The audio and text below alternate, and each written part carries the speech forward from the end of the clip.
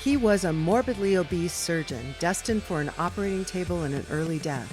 Now he's a rebel MD who is fabulously fit and fighting to make America healthy again.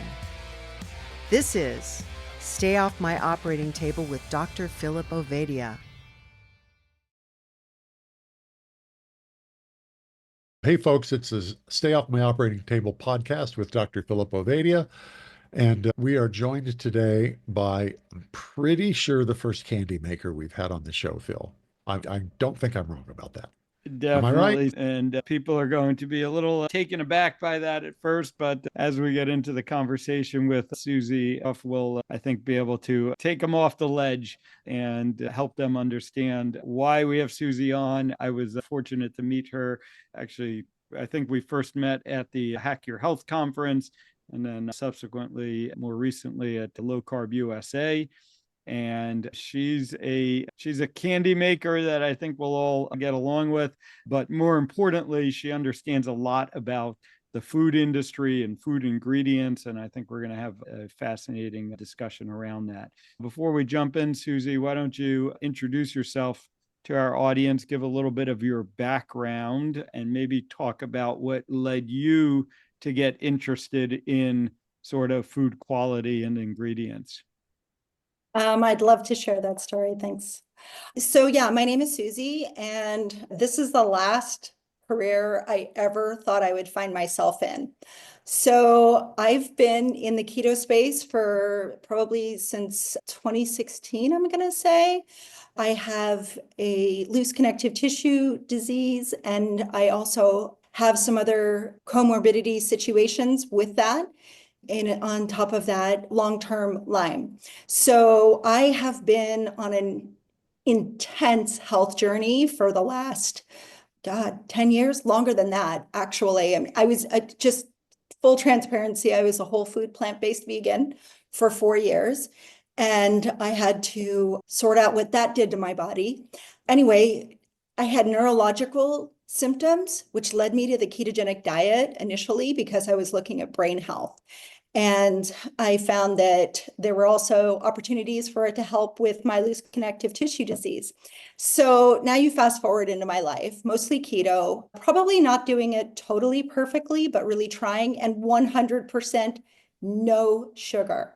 Like, I already track my blood sugar and I monitor my inflammation, because when it happens, it's really catastrophic for me and it would knock me out completely. Because I have a loose connective tissue disease, I thought that it would be fun to get more collagen in my diet through gummy bears. I don't have a huge sweet tooth, but I do love gummy bears. And so when I tried the gummy bears that were keto or sugar-free on the market, they made me jittery, and I thought maybe it was my broken metabolism, but they also had ingredients that I didn't love and that I was already pretty intense on ingredients. So I started researching and I started making my own gummy bears, probably, I'm going to say, like 2017, 2018. I mean, it was just in between travel, and my husband and I were mostly retired at that time. We had sold our company, which was a digital marketing company, in like 2017. So we were doing a lot of other random things, and I wanted something snackable that was like also served my needs. Anyway, during COVID, I was making a lot of gummy bears, and my husband was like, babe, these are really good. We should bring them to market. And I was like, wait, what? Like, I don't even know how to do, like, what? So that's what started this. But what closed me on it, for full transparency, listen, I understand having sweets can be a real trigger for people, and they can kind of, it can lead to binge eating. And as somebody who, I'm probably 95, 97% carnivore personally, I definitely eat less than 10 grams of carbs a day. And those carbs might come from vegetables, but that's about it. And I just really don't. And I track my ketones, and I actually track my blood sugar all day, every day. I'm wearing a CGM and I'm constantly keeping it under 100. That's like my happy place. And I eat tons of fat and I love it. But I also have a family. And the more I started learning about this industry, the more pissed off I got. And that is The industry, which industry? the candy industry and the Candy. snack industry, even when they say they're keto, like it's not okay. If it spikes your blood sugar, it's not keto. So Yeah. I approached this from a totally opposite direction. And when we were looking to scale these and bring these to market, the amount of shocking moments that I experienced with the manufacturer, because first we had to find a manufacturer who could actually make our product. And honestly, gummies are made on huge equipment, multi-million dollar facilities. It's not something you can do small scale. The quantities you have to buy are ginormous. Like, we had no idea that we were picking this really expensive, intense industry, but here we are. And I was upset because some of the ones that said that they never even said they were keto, but a lot of keto people eat them and say, oh, I love these keto gummy bears. And, because they're smart, maybe not. But anyway, I found they spike blood sugar because they use ingredients that are 100% not keto, even though even in that world, people were saying that there was some misinformation. And if people weren't tracking, they had no way of knowing. And that's an ingredient called IMO, which is isomalto oligosaccharide. And at one point, Whoa. Yeah. You totally pronounced that. Do you know how many times I've had to practice that? I was going to ask. Say it again. Isomalto oligosaccharide. Like, I literally had to write it down and keep saying it. Because also my Lyme brain, but here's the thing, this is where I'll skip around and I'm so sorry. Hey, But I'm with you. my Lyme brains, no, you're never going to retain that. It's not a thing. It's too long. So anyway, So this is a common ingredient. isomalto oligosaccharide, it is an IMO, right? They were saying that it was a tapioca fiber even back when we first started formulating to go to scale. And then we found out that the FDA had done whatever, there was some other research that came out that it's definitely not a fiber and that it doesn't do what a fiber is supposed to do.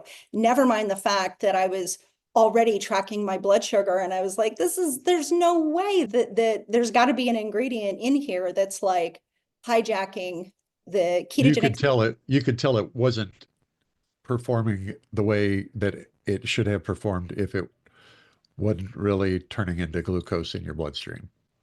100%. And I was like, okay. So then it changed my approach because I was like, I mean, what am I doing? I'm going to bring a candy brand to the keto space. Do we need more packaged products? And the reality is that people are giving these to their children and people are giving them to their families and they're thinking that they're sugar-free. And I'm like, if they do the same thing that sugar does to your body, it's not okay. So then I had to reverse engineer everything, which led to more dark understanding. I was just horrified at the ingredients that are hidden within raw ingredients. Like, dish the dirt. Come on, dish the dirt. So yeah, I have some great stories. The first one was we did our trial run of our gummy bears, right? And so what that means is we formulated our own recipe 100% in my kitchen. And I was like, okay, can this run on gummy equipment and can we actually make a gummy bear that's going to go into a package that's going to be sold to people? And we didn't know that. So we actually did an Indiegogo campaign and we crowdfunded it because people were like, oh my gosh, a blood sugar friendly gummy would be amazing. And all of my kitchen versions ticked all the boxes, but I was still like, can we actually make this? I don't know. So we found a candy company, and honestly, all the gummy lines were either being hijacked or used by CBD gummies, because this was in 2020. That was exploding and changing the face of the gummy world completely. Or you had to go to a totally traditional candy company. So we had one that was willing to give us a chance. So this was when I learned all of the shenanigans. So we did our trial run and all of the gummy bears had this like little white film on the back of them in that test run. They had good form, they had decent color, and I use organic natural colors in all of my gummy bears from fruit and vegetables. And they were like, you can't do this with candy. The acids and the heat, like organic colors will never make it. And I was like, if I don't use organic, then how does that work? And they were like, it's totally fine because they're natural colors from fruit and vegetables. They are extracted with hexane. And I was like, oh no, we're not going to do that. Like, how do I get around that? And they were like, oh, you'll have to go organic. So I did. So the colors actually came out pretty good considering that they're organic, and there's certain colors that are super troublesome, especially in candy. But this foamy white back was super unappetizing. And I was like, uh, what do we do about that? And they were like, oh no, it's just because it's the trial run. We have a little bit of anti-foaming agent. We'll just put a couple of drops in there. It'll clear it right up. And I was like, no, we're not going to put that chemical. I was already familiar with it. And no, I can't pronounce it. It's very long. And I was like, we're not going to do that. And they were like, no, it's okay. You don't have to put it on your label. And I was like, what? And they were like, no, because it's just part of the manufacturing process. It doesn't have to go on your label. You don't have to declare it. And I was like, so you think I don't want it on my label, but I actually don't want to eat it. And I don't want to give it to my kids. And I have 5 grandchildren. I was like, I am not giving this to my grandkids. There's no way I'm going to do that. So it was I just want to make sure I understand here. The manufacturer tells you we can put these toxic chemicals in the manufacturing process that you don't have to put on your label because it's not officially formally in the food, and everything's hunky-dory and nobody will ever know the difference. 100%. Yeah, I was horrified. And I was like, oh, okay, we're going to have a new conversation because I don't think you know who I am yet. Oh, But like, we went with organic natural flavors. And then I was finding, and our decision to do that was also interesting. I was like, okay, I don't want GMOs. And they were like, I mean, in the final product, it probably won't have GMOs, but, and I was like, okay. And they were like, we have to use carriers. And I was like, what do you use for carriers? Because I was already like, no maltodextrin. Just so you know, this has to be a blood sugar stable product. So when we're sourcing the ingredients, they have to be great. And no maltodextrin in my colors, no maltodextrin in my flavors. And it was funny because the oils, and I know this is a controversial thing. So they use seed oils, usually cottonseed oil or safflower oil, sometimes sunflower oil, definitely industrially processed. There's no way these are cold pressed or any kind of that argument end of things. And I was like, okay. Naturally occurring organic gasoline. Yeah. I was like, no, I don't want that in there either. And they were like, and I was like, look, I know I'm difficult, but I do believe that there's a place for a product like mine. There are so many children that even if people that are into biohacking or into longevity or trying to recover their health, we still have families.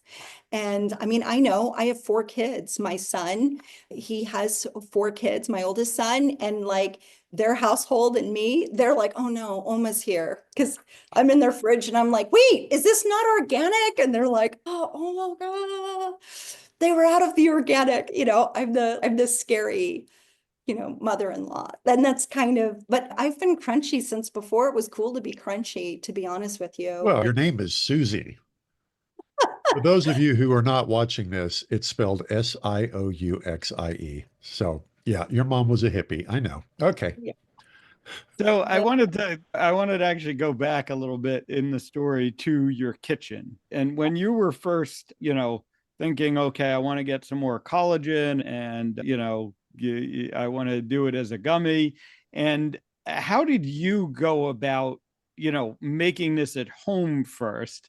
Because you know, I'm just thinking through, okay, you've bought this recipe that you had from your kitchen, right? That was obviously clean and up to your standards. And, you know, I want to understand why it didn't translate, but I also want to first go back and say, how did you figure out, you know, how to make a gummy that didn't have any of this crap in it? Full transparency, it did have some crap in it, but I didn't know that yet. Because so when you're making a kitchen item, you're learning the best you can about what you put in your pantry. And as savvy as I feel like I am, I didn't actually think that natural colors or natural flavors were particularly, I didn't have one way or the other. I knew they had to be natural. That was always going to be the case because artificial colors, artificial flavors, artificial sweeteners, I was already super gen in that arena. So I had these little water flavor drops, that are just, and they have like natural color in them and natural flavor and no sugar. So I started with those to color my bears at home. And then I had all the other ingredients that I put together. So here's the thing. If you go to Pinterest and you look up how to make homemade gummy bears, it is intensely challenging. There's a lot of, Really? oh yeah, because here's what happens. You make the gummy bears and they have to be kept in the fridge. Otherwise, they have a consistency a little more like Jello versus that chew. So I was already trying to hack the perfect gummy recipe myself. So I was like, I swear I'm going to do this. And I already have a blog, a little background. I have a blog where I talk about non-toxic and more sustainable living and why the source of where you buy products matters and what you put in and on your body. And that was like the evolution of my journey from way back when, even just, I think I was even still mostly plant-based when I first launched it. But anyway, it was like, and I didn't know about blood sugar stuff. That would come like another year later. But I wanted to share my journey and my experience because so I have a condition called lipedema, and it was advanced enough that I had secondary lymphedema. So lipedema is a loose connective tissue disease. It affects the shape of women's bodies, where we have this unusual accumulation of fat. So we end up with this body shape, and we're pretty amazing at hiding our legs because it usually affects the legs, where the top half of you might be one size and then the bottom half of you is like a whole different beast. Like even many years ago, I went for a I've plastic. seen that before. Yeah, you'll see sometimes it presents itself where the woman literally has a cuff at the bottom of her ankles and then her feet are normal. And I've seen that. yeah, and I'm part of a really educated lipedema community because it actually affects one in 11 women, and it's not rare. We're just super clever at hiding our bodies, super weight loss resistant. But here's an interesting thing: typically, not always, but are usually obese. I've been morbidly obese on my chart for most of my life, and in the last several years, I'm now just obese. So that's cool. So even right now, as I am, I'm obese, like per the BMI. It's a very interesting disease because what happens is it's driven by inflammation. I believe sugar really intensely. I think that our bodies have had a toxic burden over time, and that toxin, our bodies have a protective mechanism where it wraps the toxins in fat and just stores it, wraps it in fat, stores it, wraps it in fat, stores it, because the fat changes over time. And if it's not addressed and it's not taken care of on a daily basis, it requires a lot of self-care because it actually damages the lymphatic system. I think it's the only way you can naturally end up with lymphedema. And I have lipolymphedema, meaning I have lipedema and secondary lymphedema. Although my lymphedema symptoms are very much gone from eating the way I eat, but I still have a damaged lymphatic system. So if I do get overburdened, my body definitely doesn't handle it the same way as a normal, healthy human would. So that's the long and short of it. But like, we don't typically get diabetes, even when we're morbidly obese. And I believe that we probably we have such a protective fat storage mechanism already built in. I think that it actually takes more of that glucose and stores it as opposed to dealing with the burden that can lead to diabetes. That isn't to say that we don't have insulin resistance, but making our bodies healthy is a lot bigger challenge. And I've done all kinds of crazy things over the years to try to get my body healthy. And weight loss has always been incredibly elusive, and I'm literally like the best, most compliant patient that you'll ever meet, but no, it didn't matter. So I don't know why I just went on that little thing about lipid. Well, that's really cool. So we were talking about how you managed to pull this off in your own kitchen. Because I already had so many ingredients like that, and I was already like, I mean, we also have caramels, and those caramels, I mean, it's funny because all of the ingredients that are in my caramels are stuff that was in my pantry.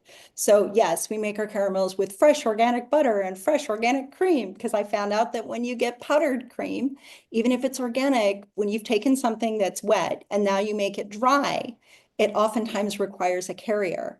And oftentimes it's a starch or it's maltodextrin. And for me, I have moms that are like, I have a whole army of low carb, super low carb type 1 diabetic moms that are like, your gummies are a total lifesaver. Like, we don't have to dose our kids any insulin when they eat, and they can eat a whole bag of your gummies. Good Lord. Amazing. I just met a mom who's a customer she keeps her daughter's epilepsy at bay with a strict ketogenic diet, which is incredible to me that we can have our products. Like, it's in real life, I believe that there is a place for products like mine. And, in the beginning, I used to say, we'll be there to catch you when you fall. And I was like, no, we'll be there to keep you from falling in the first place. Yeah. You're in this community enough, and you run into people when they fall off the wagon, it's hard. And you're just like, when we were at that Hack Your Health, I met this woman who's a carnivore, and I didn't even tell her what I did. We were at the after dinner thing at the barbecue thing. And we're sitting there, eating all this meat. And she's, oh yeah. And I mean, I'm doing pretty good. She goes, I have one vice. And I was like, what's that? And she's caramels. And I was like, and I didn't even tell her that we made caramels yet. And I look at her and I go, what do you mean? And she goes, oh no, it was so bad. I just binged an entire bag of Werther's. And I was like, okay, no. And I'm like, I don't know if God put me here to have this conversation with you, but you should buy my caramels because they're delicious. But like, no, Werther's is terrible. Don't do that. Like, Wow. When I was reading about you prior to you coming on, and it mentioned gummies, and you weren't the first one I thought about this, but it triggered the thought again. When I was a kid, this was right after fire was discovered. Our mothers used to make this thing that they called finger jello. And it was, they basically just took a packet of normal jello and then I think it was a packet of unflavored gelatin. And they put the packet of unflavored gelatin in with the regular, and they just basically made a bowl of jello, only it had twice as much of the gelatin in it as yeah. normal.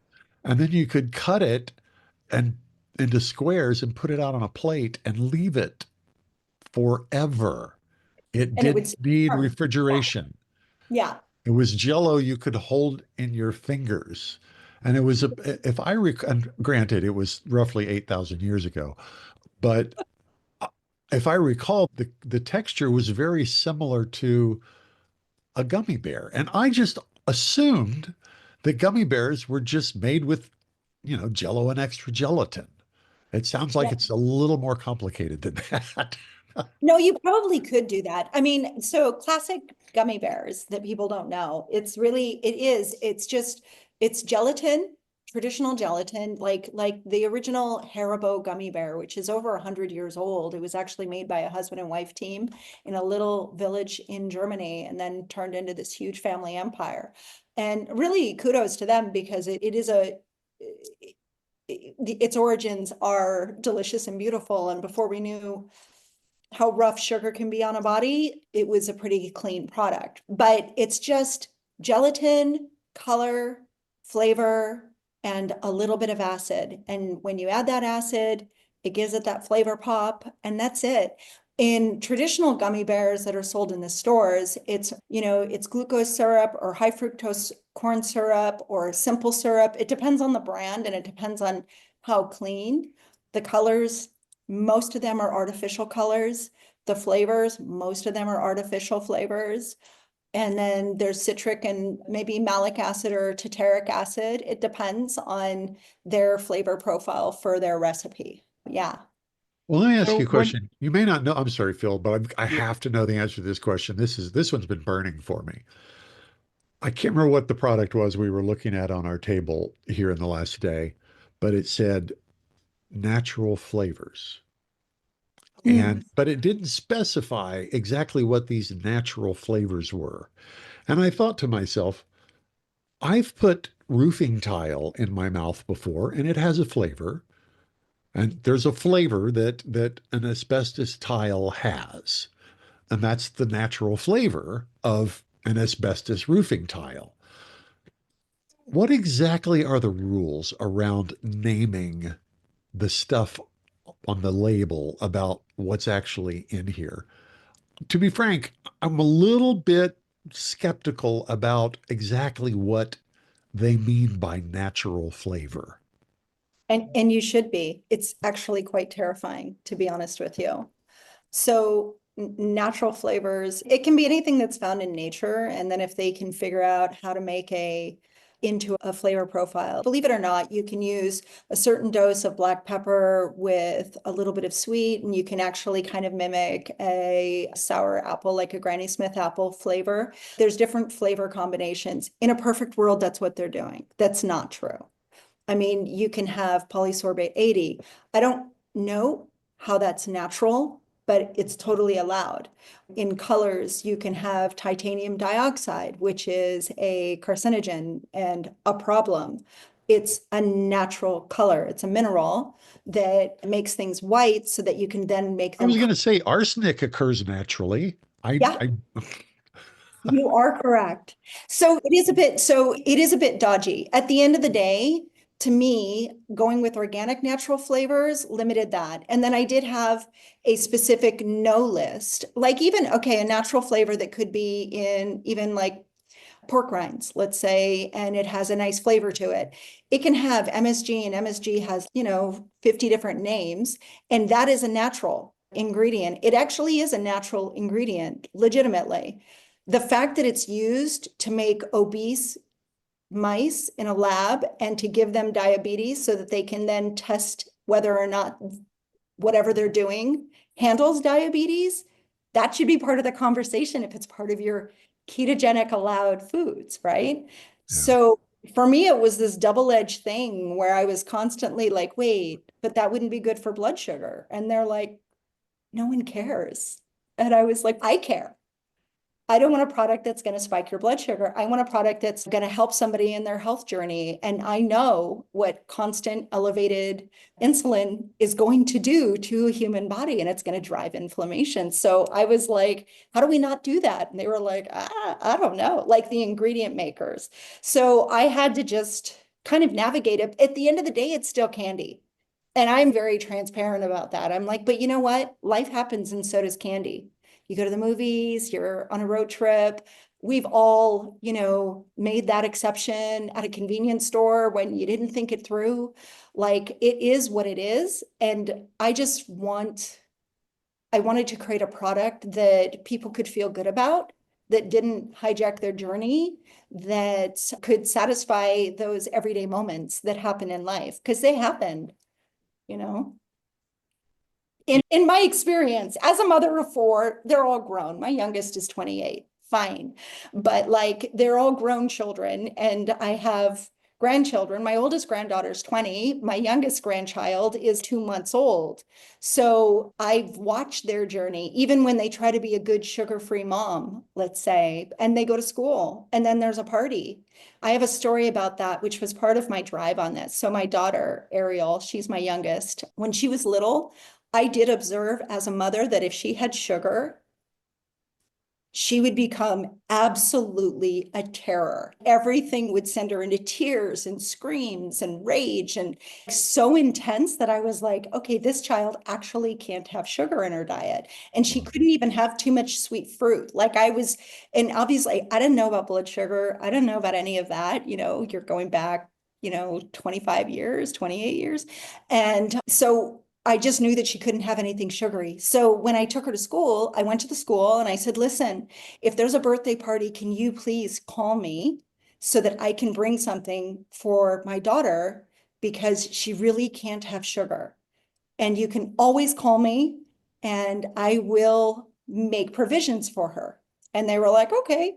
But, schools happen and they didn't remember to call me. And one day I picked her up from school and I remember she has very big brown eyes. She looks a lot like me, like these big brown eyes. And she just looked at me and she was like almost in tears and her little bottom lip was quivering. And I was like, sweetie, what happened? And she was like, they had a party in school and they wouldn't let me have any of the treats. And I was like, oh, I felt so left out. And I was just like, oh God, as a mom, I was like, no, just let her have the piece of cake and then you deal with the monster and I'll take her later. I'm kidding, but as a parent, it's real. It's just a product that's fun. It's a great way to get a little bit of collagen. And, there are people that really miss it. I don't know if you know this, but literally gummy bears, 72% of Americans eat gummy bears. 72%. And the older generation, our generation and older, they don't eat them as much out of all the generations, but it's only because they stick in their teeth. And my gummy bears don't stick in your teeth, which I was like, I never even thought about that until we were doing taste tests. And even my oldest granddaughter was going through braces when we launched. And she was like, oh, I love that I can eat these and they don't stick in my teeth. And she's like full on metal braces because those made a comeback and were like, trendy again. It's a product Wait, that satisfies. metal braces are trendy again? Yeah, We need to use you for. a lot of vintage stuff that's trending. It's so interesting to me, They have colors on them now, but yeah. So do you have an indicate, you were talking about the original gummy bears from Harbo and that they were actually a pretty clean product. Do you have an indication of like when the food industry sort of went off the rails and, how we got to this point that, because again, a lot of these things that are so horrible, right, could be made better. And if you search hard enough, you might find a version of them that's made okay. And you just start to wonder, like, why did they just start adding all of this crap or substituting all of this stuff in? And, when did that happen? And that's going to lead me to the follow-up question of, having now gone through your experience, are you optimistic that we can, start to move the dial back the other way? In answer to your first question, I don't know exactly when it started, but I do know that, for example, Gatorade used to only have 5 ingredients, and you look at the label and it's different.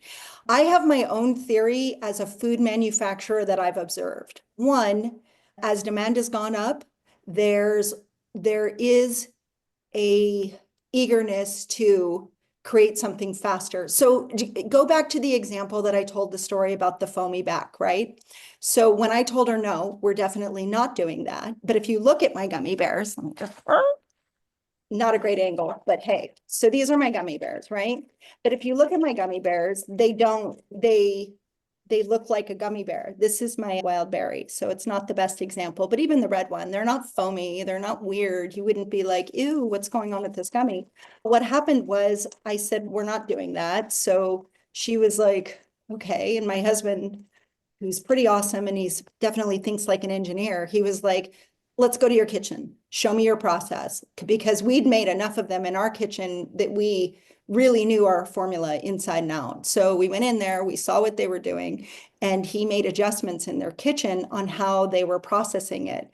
And her response was like, it's going to take so much longer for us to mix all of the ingredients together this way, because basically they were sharing the product. And here's the thing. I think that some clever chemist was like, we can still speed up manufacturing by sharing it very quickly and mixing it together very fast. Oh, but it creates foam. Look, we've just come up with this chemical that reduces the foam. And no one bothered to go, what is that going to do to my body?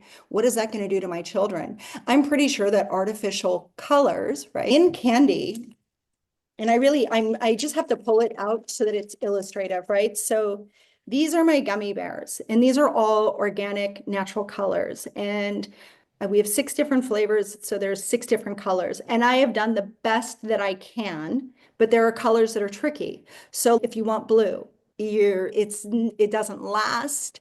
It comes from such a natural source that is heat and air and stuff sensitive, So we found one that's kind of pretty. I think it's funny because this is supposed to be our wild berry, and it looks, maybe it's Coca-Cola color, like it's a little Oh, more. that's what I was thinking. It's the cola Yeah, berry. no, completely.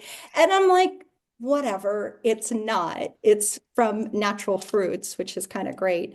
And then, red is a little bit easier, but again, these colors will fade. And I feel like in the industry, they really wanted to make candy that was like so colorful, so bright, and had such appeal and stayed that way for 10,000 years. I mean, I probably the same thing with French fries. I don't even know. I mean, you can take, as a mom who did take my kids for Happy Meals 100% at one point in my life. All my kids are pretty close. I mean, I had 3 kids. I was 20 and I already had 3 children.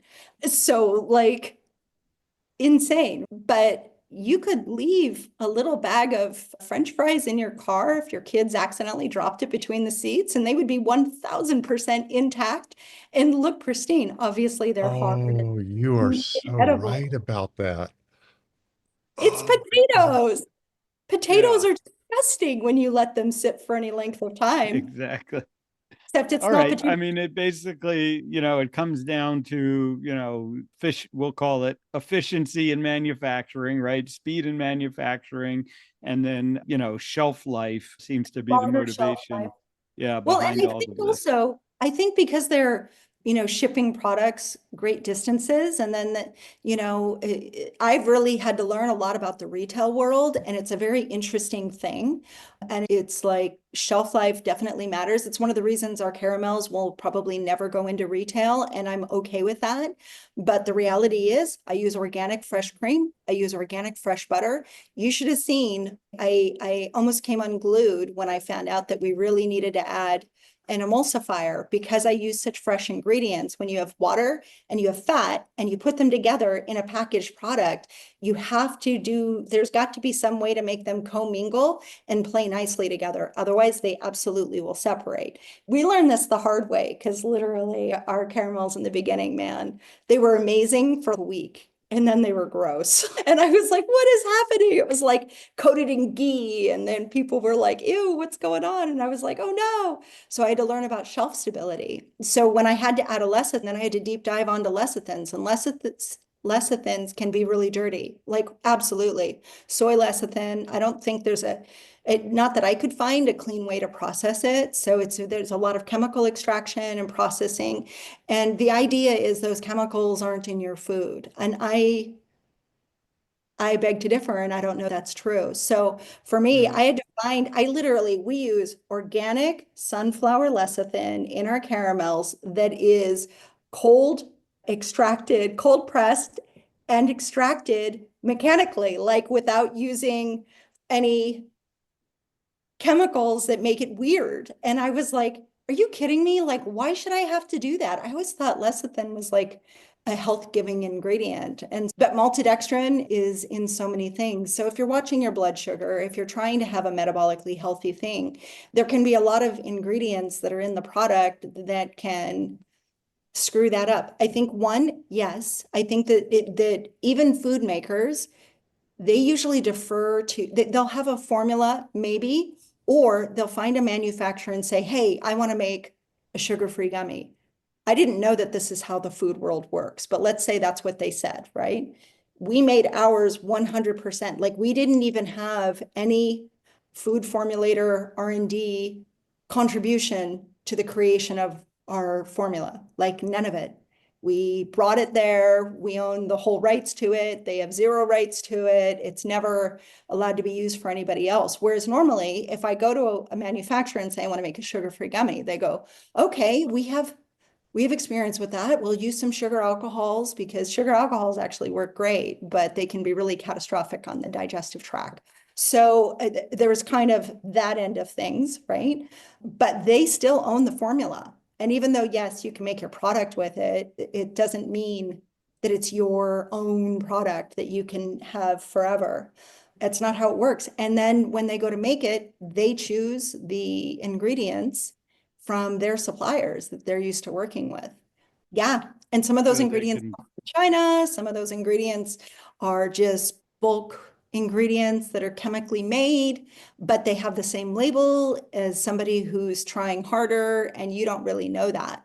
So that was my journey. So we're sourcing the ingredients ourselves. And then when we went to the manufacturer, they were like, oh, we can get this, we can get that. We were like, no, we already have the exact part number and the exact product, and you have to get it from here. And they're all from very vetted, hardcore, but like we had to do that. And I don't think that a lot of food makers have that idea. So even if there is maltodextrin, maybe in their natural flavors, they don't necessarily know that. They're not trying to be deceitful. Now, you asked me the second part of your question. I'm super hopeful. What's going on right now? Give you a peek behind the curtain in the consumer packaged goods space. A brand like mine is called a consumer packaged good. It's a good that is consumed and reused and reused. It's an entire category, and there's actually an entire community around consumer packaged goods. So they're already estimating that 70% of the grocery shelves, for example, just soda, with the banning that's already going on with artificial colors, that it's going to impact 70% of the brands, like the mainstream normal brands that we're all used to that are all over the shelves. Yeah. Now, some of those brands can reformulate. My husband and I spent a lot of time in Europe and also in England prior to creating all of this. And I can tell you that they make a better for you version. So they are absolutely capable of it. So there is a part of me, there's definitely a part of me that's, wait, if you can make a better version. We were just talking about this. This is where I'm going to get super controversial, but I'm just going to say it, if you don't mind.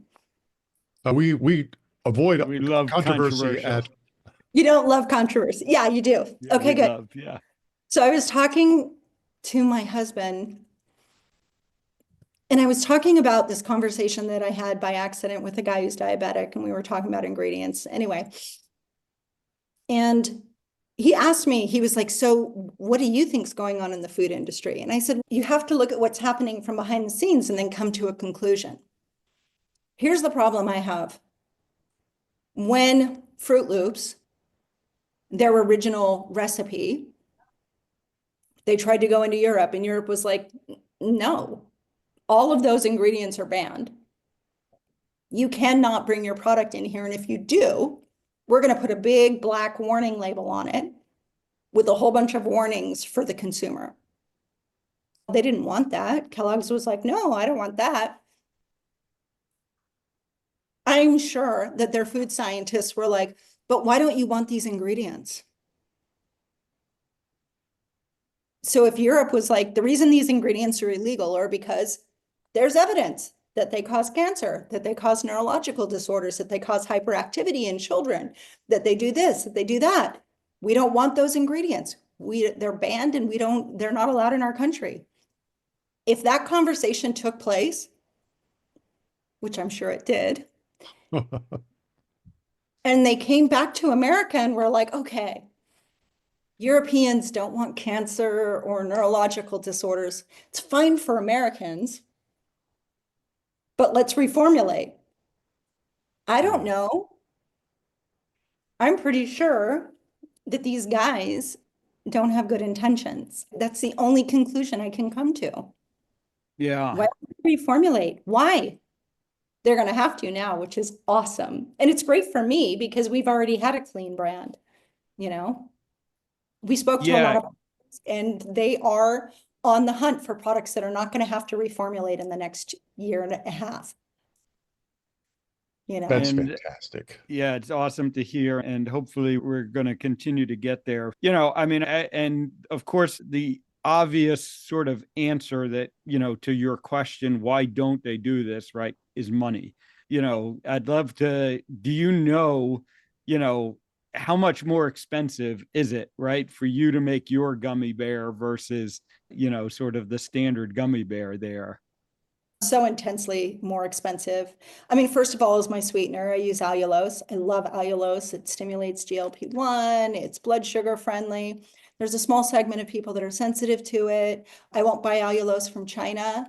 So I am paying a little more, but I don't care. I just don't want to buy a food ingredient from China. That's just me. And that's one ingredient. But then our organic natural colors, yes, absolutely. Those are definitely more expensive. Even though you're using small amounts, almost every ingredient is either non-GMO project verified or organic that we use within our products. So almost every ingredient is way more expensive. Same thing with our caramel. Like my husband at one point, he was like, babe, what do you think about just using like real cream and butter? And I was like, oh, instead of organic? And he was like, I mean, the difference is so significant. And I looked at him and I was like, yeah, I mean, it's okay if they're eating like residual GMOs and pesticides, especially when it's stored in the fatty part of the cow. We should definitely do that. And he looks at me and he's okay. And I'm like, it's not gonna happen. And I don't care if we don't go into retail, and I don't care if we can't compete with the big brands.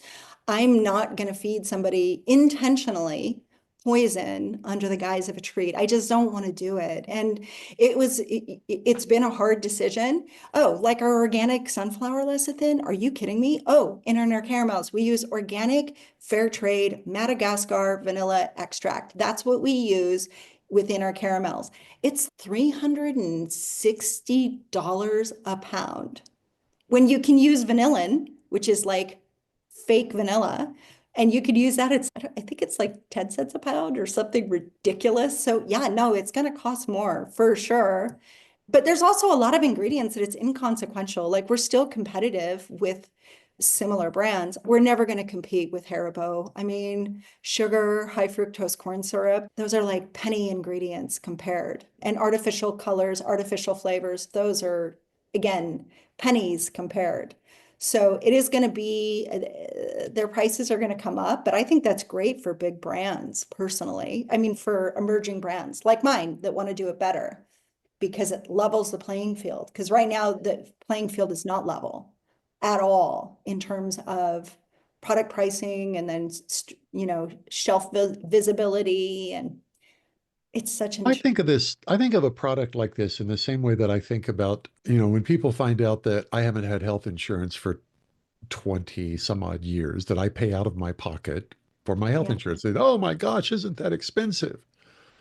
It's actually a hell of a lot less expensive than being a farm animal for the pharma industry. My health costs yeah, me significantly less than being sick. So in my mind, if you're somebody who loves something like gum, by the way, after the show's over, I want to talk to you about creating a healthy version of candy corn because that is my crack.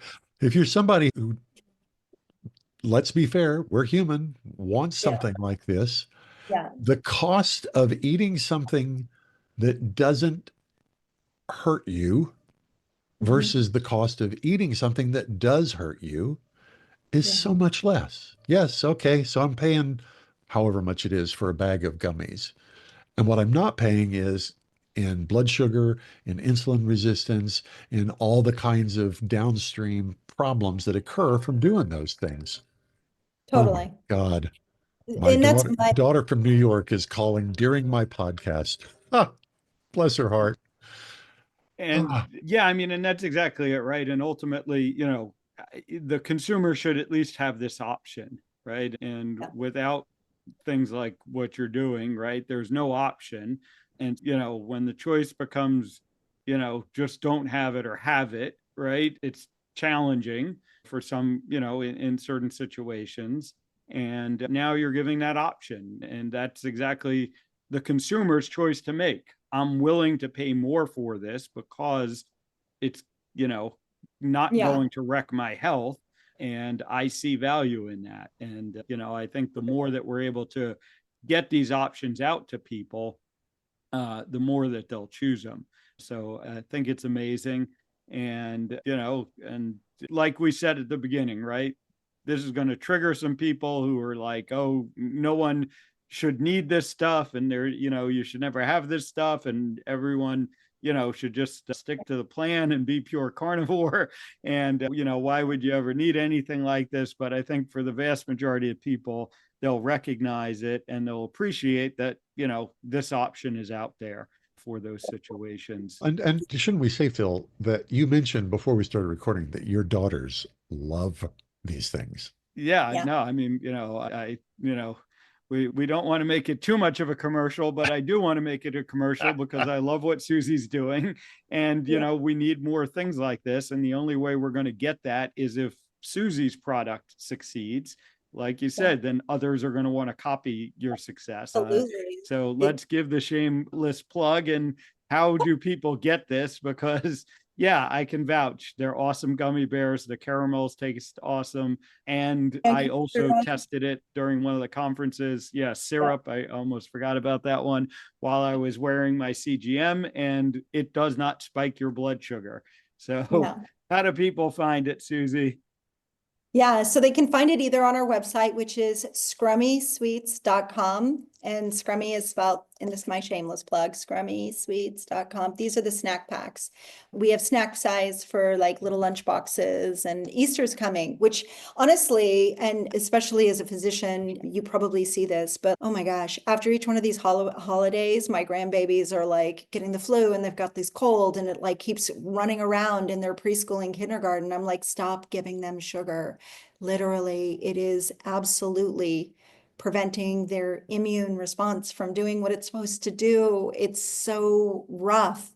So to have fun options is part of that. So scrummysweets.com. The bigger gummy bears are going to be on Amazon soon. They're not right now, but our pancake syrup is, which is, by the way, better than Log Cabin. And people say it all the time. You cannot tell it's sugar-free, and it'll convince your entire family. That is my shameless plug, because literally, even you're non-sugar free, people in your family will still love it. It's the one product that my entire family, I have a very big family, are like, so can I get some pancake syrup? I'm like, this is not free, and they're like, what's the friends and family free bottle of pancake syrup? I'm like, stop it. But they put it on bacon and make Millionaire's bacon, and because of the way, and it only has 4 ingredients, because I'm still Susie and you know how I am, no caramel coloring. Do you know that it's not hard to make something without caramel coloring? Yet everybody does. And I was like, why? So that's why I made it. I love pancakes. I have a carnivore pancake recipe that I'm obsessed with. It's just got like cream cheese, eggs, and that's it. And it comes out like a crepe, and it's delicious. My entire family will eat it. And it is my butter transport vessel. I just use it for like pancake, copious amounts of butter, pancake, copious amounts of butter. Like that's how I do it. And then I drizzle some of my pancake syrup on it, and there you go. Well, you know, eventually you'll reach that state of enlightenment that I would humbly say that I have reached, where you just eat the butter straight out of the fridge. Oh, I do that too. My husband, okay. oh, is that cheese? And I'm like, no, it's butter. Oh, can you get me a piece of cheese? Because we're both like, he lost 60 pounds, really, like when we dialed it in and went hardcore carnivore. And also, I do think that the allulose helped. It's, a subject for a different thing. And it also helps to mitigate the cravings as well. So it doesn't trigger that binge eating that some people experience. And I think that's great. I think it helps in all of those capacities. So I think you're right. I mean, we've had a couple of addiction experts on the show who I suspect, I mean, they've talked about how all of that works. And this seems like the kind of thing that they would possibly approve of. I should probably shut up here. Awesome. Like I said, keep up the amazing work, Susie. Hopefully, yours can be one of the things that, gets us back in the right direction. And I hope so. When companies, other food companies see that, this can be successful and people want it, we ultimately all vote with our wallet. I hope people check it out. And can't wait till I see you again at a future conference. Yeah. And it has nothing to do with the samples you give away, of course. Absolutely nothing. Yeah, there's a lot coming up this year, and I'm super excited about it. Oh, plus, oh my gosh, Hack Your Health's going to be in Tampa Bay. Like I'm over the moon. Yes, indeed. All right. She's Siouxie Boshoff. Boshoff, yeah. Boshoff. She's Siouxie Boshoff. The company is Scrummy Sweets. Scrummy Sweets. It didn't sound right in my head. The company is Scrummy Sweets, and we will make sure that the contact information is there in the show notes. I'm probably going to go order a bag for myself. which Thank I will you. say is actually for my grandkids, but I'm sure it'll be gone before they get here. Uh, this has been Stay Off My Operating Table with Dr. Philip Ovadia. Thanks for joining us, and we will talk to you all next time. Chances are you wouldn't be listening to this podcast if you didn't need to change your life and get healthier. So take action right now. Book a call with Dr. Ovadia's team. One small step in the right direction is all it takes to get started. Contact us at ifixhearts.com/talk. That's ifixhearts.com/talk.